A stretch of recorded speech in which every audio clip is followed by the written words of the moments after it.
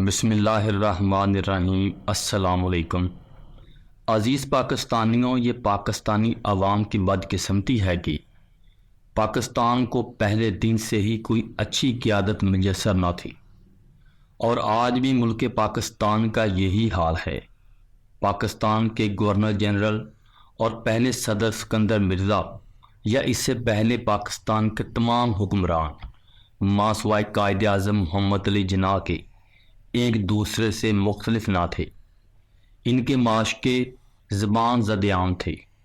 پاکستان اور پاکستانی عوام کے لیے جو فیصلے کیے جاتے تھے ان میں ان کی محبوبہ جو بعد میں ان کی شریک حیات بنی، ان کی منشا کے مطابق کیے جاتے تھے۔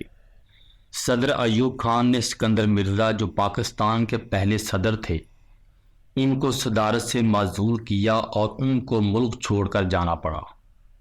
غیر ملکی سیناؤں کے آگے دل ہارنے والوں میں ایک نام پاکستان کے سیکرٹری دفاع اور پہلے صدر سر سکندر مرزا کا بھی تھا۔ سکندر مرزا ایک جونیئر ایرانی سفارتکار کی بیوی ناہید پر مر مٹے۔ دونوں اکثر چوری چھپے ملاقاتیں کیا کرتے تھے۔ شادی شدہ ہونے کے باوجود مرزا صاحب پیار کا کھیل کھیلتے رہے۔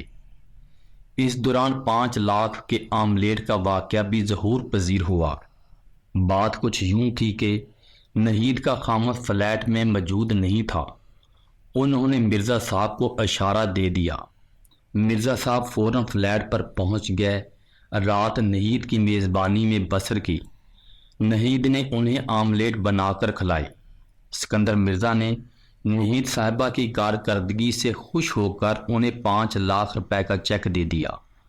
سکندر مرزا خود کہا کرتے تھے کہ میں نے دنیا کا مہنگا ترین آملیٹ کھایا ہے، لیکن یہ آملیٹ اتنا زیادہ مہنگا ثابت نہیں ہوا، کیونکہ کچھ عرصہ بعد نہید نے اپنے خامند سے طلاق لے کر اس وقت کے سیکرٹری دفاع جناب سکندر مرزا سے شادی کر لی۔ سکندر مرزا جب گورنر جنرل کے عہدے پر فائز ہوئے تو سکندر مرزا کی جانب سے انہیں پہلا حکم جناب غلام محمد کی غیر ملکی محبوبہ روت بورل کو ملازمت سے فارغ کرنے کا ملا۔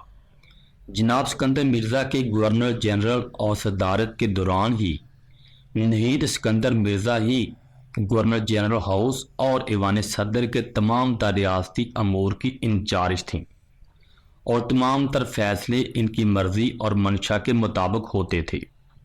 سیاسی تجزیہ نگاروں کا کہنا تھا کہ دوسری شادی سکندر مرزا کے لیے بڑی باعث برکت ثابت ہوئی، اور وہ دن دگنی رات چگنی ترقی کرتے گئے، اور غیر ملکی خاتون کے ساتھ پہلے سے شادی شدہ آدمی ہونے کے باوجود اس مملکت خداداد کی کسی سیاسی، دینی یا مذہبی حلقوں نے تنقید نہیں کی۔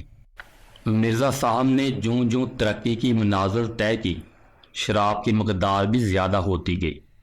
ان کے دوست ان کو چلتی پھرتی شراب کی دکان کہا کرتے تھے۔